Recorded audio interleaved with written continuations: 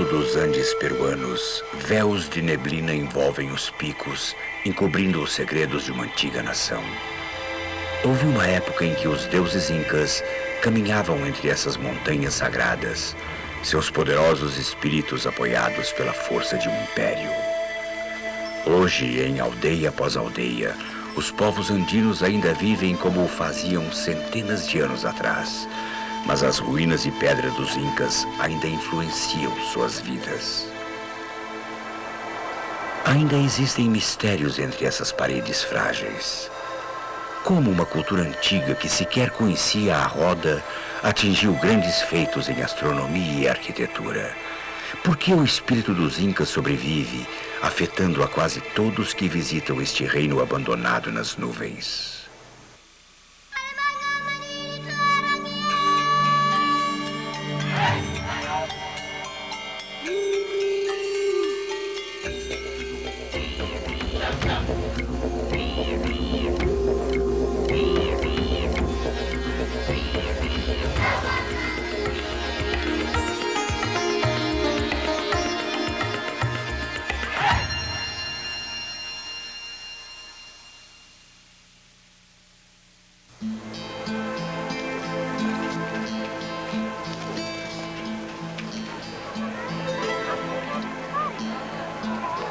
Num alto vale peruano chamado Tiobamba, as pessoas de aldeias próximas estão reunidas.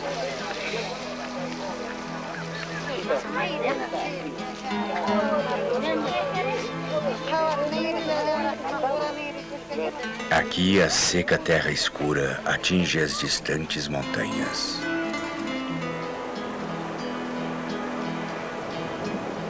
A chuva não tem caído em Tiobamba. Por isso as pessoas vieram à igreja para falar com a Virgem Mãe.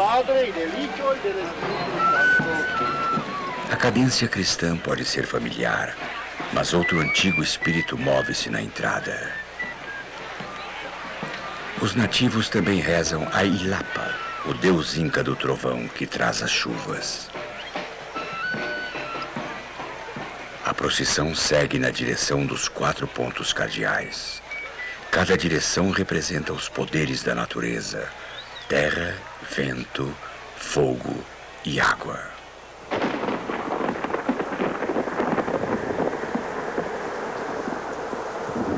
Nas comunidades andinas do Peru, onde os incas viveram, o passado e o presente convergem. Há um misticismo nesta terra agreste que poucos entendem, mas muitos dizem sentir. Talvez os fantasmas dos incas ainda vaguem por esses vales e picos cobertos de neve. Muitos acreditam nos velhos costumes. Para eles, o passado ainda reina nessas majestosas alturas da América do Sul.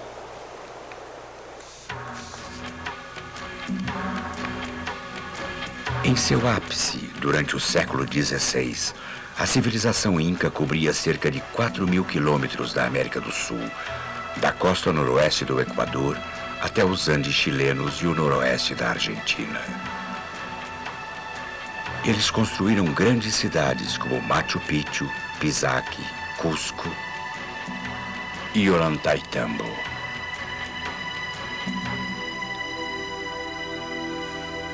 Diz a lenda inca que o mundo estava em trevas quando um sol resplandecente nasceu pela primeira vez.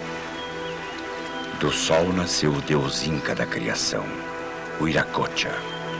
Os incas acreditavam que o Iracocha criou homens e mulheres à sua imagem. Ele os ensinou a viver em harmonia com a natureza e a venerar o sol. De acordo com os acadêmicos, o povo inca criou um reinado no século XII. Seu primeiro imperador, Manco Cápac, estabeleceu sua corte num local chamado Cusco, que significa umbigo do mundo. A atual cidade de Cusco cobre um bolsão de terra a mais de 3.300 metros de altura nos Andes. Ela surge das ruínas da velha capital inca.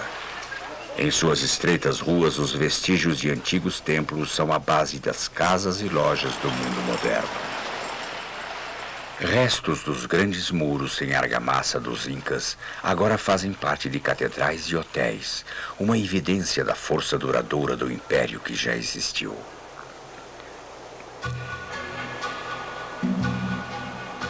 A expansão do domínio Inca começou em Cusco no início do século XV, de um local que os Incas chamavam de Sacsayhuamán. O nono senhor dos Incas, Pachacutec, passou a conquistar as terras e povos vizinhos, uma assimilação que consumiria mais de 100 nações nativas.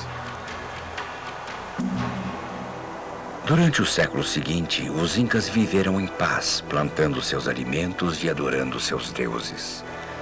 Através de sua devoção, os Incas foram inspirados a construir uma das mais misteriosas cidades da Terra, seu reino nas nuvens.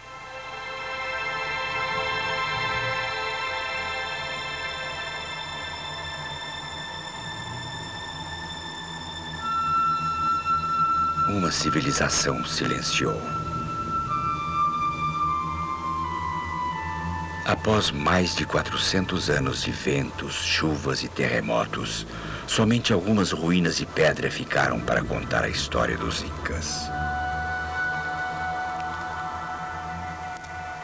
Localizado num platô de granito entre dois altíssimos picos, encontra-se um dos locais mais estranhos da Terra. Foi aqui, próximo aos céus, que os Incas construíram seu sagrado centro religioso, Machu Picchu. Em 1911, o historiador americano Hiram Bingham estava explorando a remota selva do Peru em busca da cidade perdida de Vilcabamba, última fortaleza dos Incas. Em vez disso, ele encontrou Machu Picchu, uma fortaleza espiritual. Antes da descoberta de Bingham, os muros destruídos de Machu Picchu haviam sido cobertos pelo mato que cresceu durante séculos. Sua localização era conhecida apenas por agricultores locais. Victor Estrada é um guia espiritual, um xamã. Como descendente dos Incas, ele passou sua vida estudando essa cultura. O estado de sentimento físico e espiritual em Machu Picchu é de elevação. Quando todos os átomos, os minúsculos elementos cósmicos se abrem dentro de nós, passamos a nos elevar espiritualmente. Todos devem de sentir em diferente medida. Todos sentem algo aqui. Como empieza a harmonizar-se. De acordo com Estrada, Machu Picchu foi construída no final do século XV para refletir a essência das crenças incas, de seus ambientes naturais até sua arquitetura. Machu Picchu é remota, quase inacessível, e a 2.600 metros acima do nível do mar, fica facilmente escondida entre os picos das montanhas andinas. O terreno precário trouxe problemas peculiares de construção, mas os incas foram hábeis na melhor utilização de projeções e encostas. A cidade em si é pequena, cerca de 800 metros em qualquer direção, e é bem protegida por penhascos e picos. Bingham e muitos arqueólogos concordam que a maior parte das estruturas em Machu Picchu tinham um objetivo espiritual. Na praça, ao centro das ruínas do Templo das Três Janelas, eram efetuadas cerimônias honrando os deuses do Sol, da Lua e das estrelas. Para os incas, tudo era divino, desde criaturas vivas até picos de montanhas e rios. Pedras como o altar a Pachamama eram cortadas como santuários à Mãe Terra. Sem a roda ou ferramentas de ferro, os incas fizeram admiráveis obras com machados de pedra e facas primitivas. Eles conseguiram moldar as encostas de Machu Picchu em animais que consideravam sagrados. Visto de uma certa distância, um setor de Machu Picchu tem a forma de um jacaré, o símbolo Inca para a unidade da divina trilogia. Os Incas acreditavam em duas forças naturais: Anã, a força masculina, e Urim, a força feminina. Machu Picchu, a montanha que está ao sul das ruínas, é considerada uma montanha masculina. A montanha feminina, Huayna Picchu, surge majestosamente ao norte. Acredita-se que o platô que abriga as ruínas represente um equilíbrio espiritual entre as duas forças.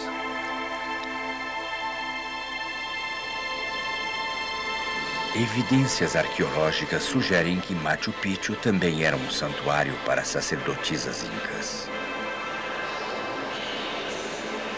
Em túmulos sob as ruínas, os arqueólogos encontraram restos de esqueletos de 173 pessoas, 150 das quais mulheres. Acredita-se que eram virgens sagradas, escolhidas pelos sacerdotes incas para viverem em Machu Picchu. Elas residiam numa seção das ruínas chamada Aclawasi, que significa local dos eleitos ou eleitas. Aqui uma alta sacerdotisa podia venerar a montanha feminina Huayna Picchu. As sacerdotisas dedicavam-se à adoração do sol e da lua.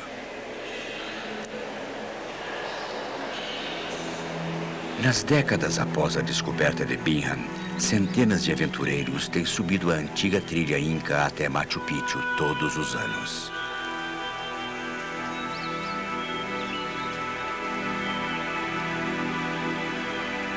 É uma estafante jornada de 4 dias através de quase 5 quilômetros de passagens na montanha. Para alguns é uma missão, talvez em busca das forças místicas que os incas sentiam neste templo sagrado. Outros vêm pela beleza da arquitetura ou pela grandeza deste local sagrado.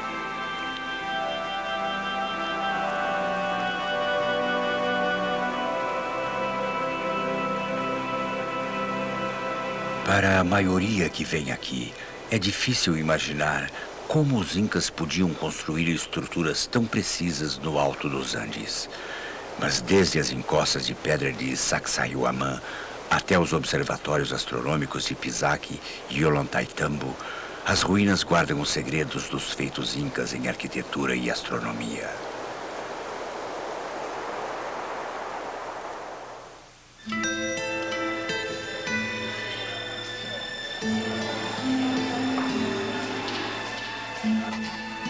Descendentes dos incas estão espalhados em aldeias do Equador, Peru e Bolívia. Muitos vivem perto das ruínas de seus antepassados.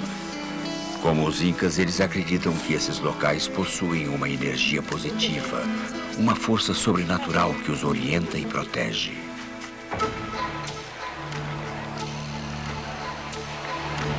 As comemorações que honram as crenças do povo antigo ainda são realizadas em algumas das ruínas.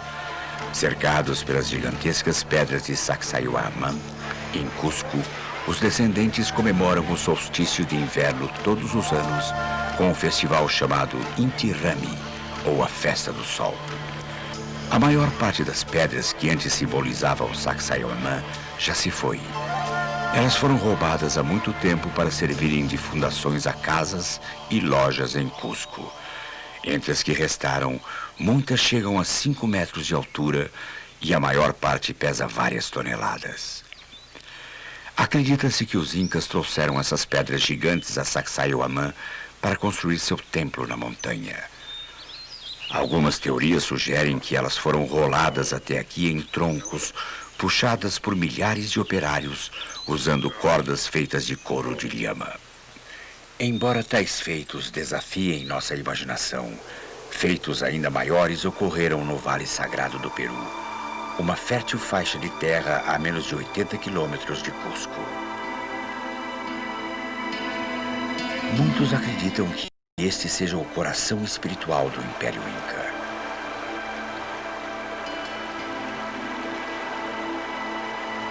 O rio Urubamba corta a região agrícola do vale e, de acordo com a lenda, flui até a Via Láctea à noite. Os incas acreditavam que o vale era um reflexo do cosmos. O rio era um caminho para o conhecimento e a iluminação.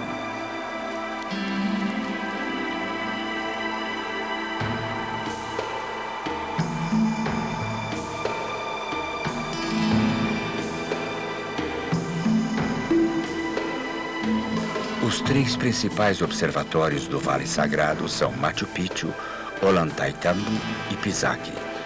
Cada um foi criado para a adoração e o estudo científico do Sol e do céu.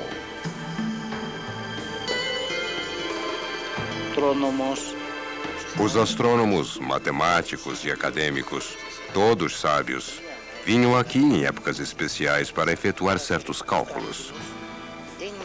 Eles observavam as sombras, ângulos e níveis. Sus diferentes ángulos, niveles y desniveles. O guia espiritual Victor Estrada acredita que os observatórios foram criados para aproximar os sacerdotes incas dos deuses do cosmos. Eles também eram usados para ajudar os astrônomos a determinar o calendário agrícola. Acima de um labirinto de escadas e terraços está o Observatório Astronômico de Machu Picchu.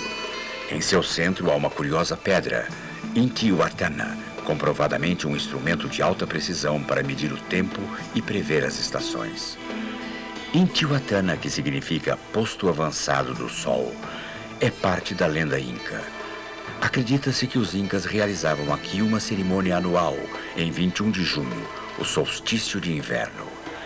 Eles oravam a Taita Inti, o Pai Sol, para prender o Sol à Terra e para que ele não escorregasse para longe e se perdesse entre as estrelas para sempre. Localizado a poucos metros ao sul de Intihuatana, está outro instrumento de pedra usado por astrônomos incas.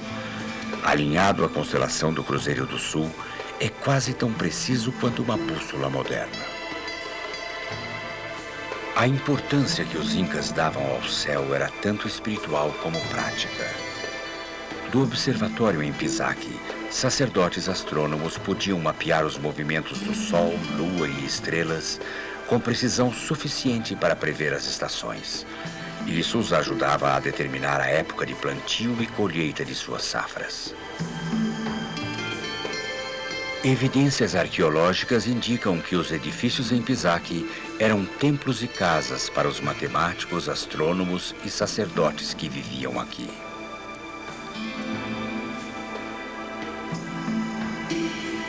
Embora Pisaki seja o maior observatório dos Andes, Ollantaytambo está entre os mais notáveis.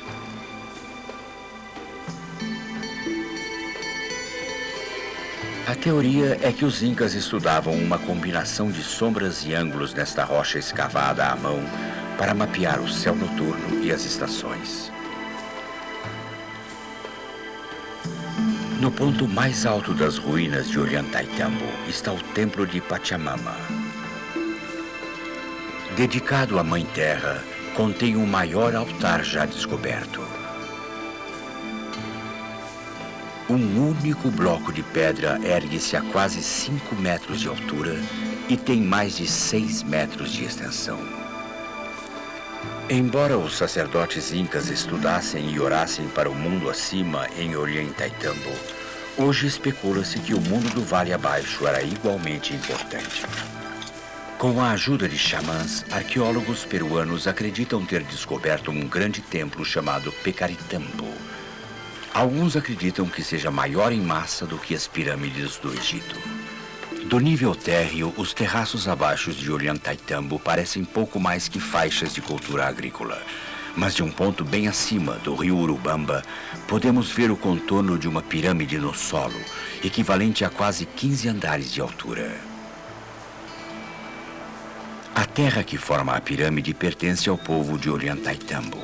Os terraços têm sido cultivados desde a época dos Incas. Os xamãs acreditam que a pirâmide servia a um propósito sagrado. Muitos dizem que ela foi construída pelos antepassados dos Incas como um local de nascimento de sua dinastia. Através de escavações, os arqueólogos determinaram que quase 1 metro de solo nos terraços foi trazido de áreas distantes do Vale Sagrado. Os xamãs sugerem que os nativos da região traziam o solo aqui como oferenda. Era sua forma de tomar parte na construção da pirâmide. Ninguém sabe o que há abaixo da maior pirâmide do mundo. Em algumas culturas, as pirâmides serviam como túmulos para a nobreza, o local de repouso final dos reis. Mas para os senhores dos Incas, a jornada até a morte seguia uma trilha misteriosa. Nas ruínas de Quenco, próximo a Cusco, sacerdotes incas adoravam e estudavam a lua. Mas Quenco servia a um objetivo ainda mais místico. Há teorias que consideram as cavernas abaixo da superfície íngreme como locais para a sagrada prática da mumificação. Músicos tocavam escondidos nas câmaras abaixo, como se o som estivesse saindo do coração da Mãe Terra. Em ritual solene, os órgãos de nobres incas eram removidos e substituídos por ervas conservantes. Os mortos eram enrolados em peles de lhama e pousados sobre uma placa de pedra. Muitos descendentes dos incas acreditam que os mortos eram capazes de absorver a energia sagrada diretamente da lisa placa de granito. Durante essa civilização, os restos mumificados de governantes incas presidiam importantes cerimônias. Acredita-se que as múmias ficavam dispostas em altares sagrados e eram adoradas por seus seguidores. Na morte, assim como na vida, sua influência reinava. Seu poder parecia absoluto.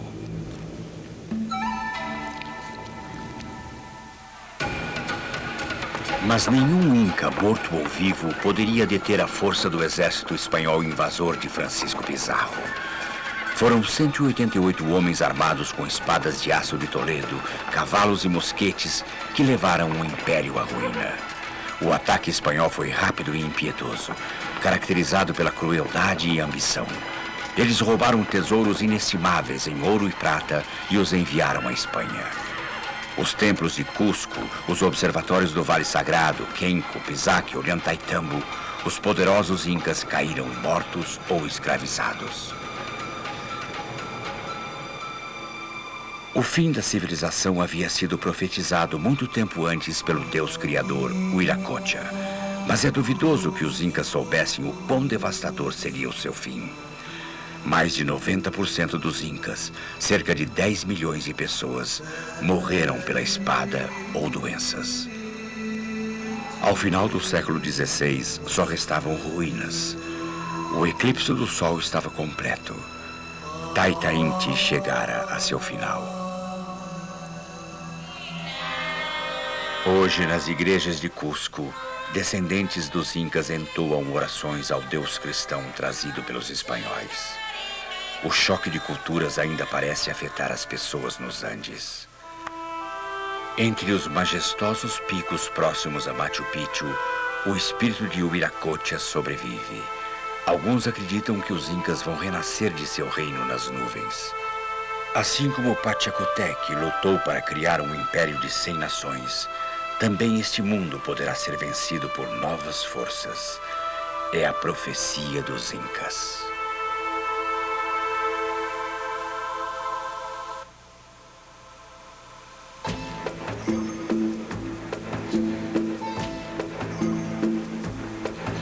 Distribuição Didac. Versão brasileira, Helicon, São Paulo.